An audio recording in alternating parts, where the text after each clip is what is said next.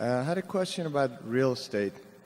And I know this question was asked in previous shareholder meetings about how come Berkshire doesn't invest in real estate. And I believe the answer was that we like operating business. So I want to make my question a little bit more specific towards commercial real estate.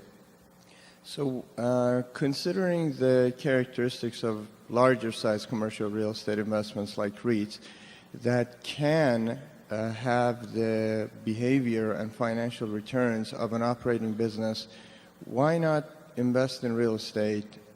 Is it because you just don't like the returns, or the business is just not attractive?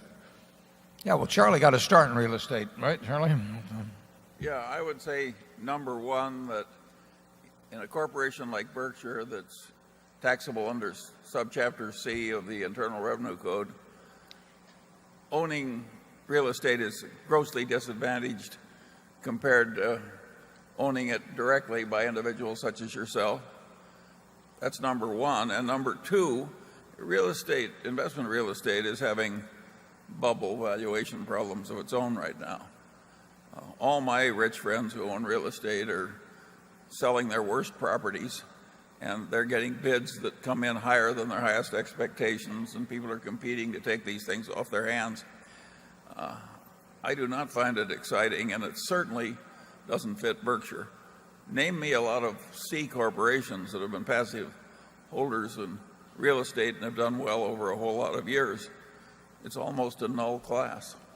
Yeah, Charlie and I mean both, more Charlie than I, we've had certain personal real estate investments over time, and it's a field that in general we understand. We don't bring that much special to the game, but we understand it. We've made money in it. And actually, at the time that the NASDAQ about hit its high, REITs were quite cheap in my view, and I have less than 1% of my net worth outside of Berkshire, but basically I had that portion all in REITs. They were all small ones at that time, but they were selling at discounts. At that time, they were selling at discounts to the values of properties, and those values of properties were much more conservatively figured than today. Today, you have very fancy prices on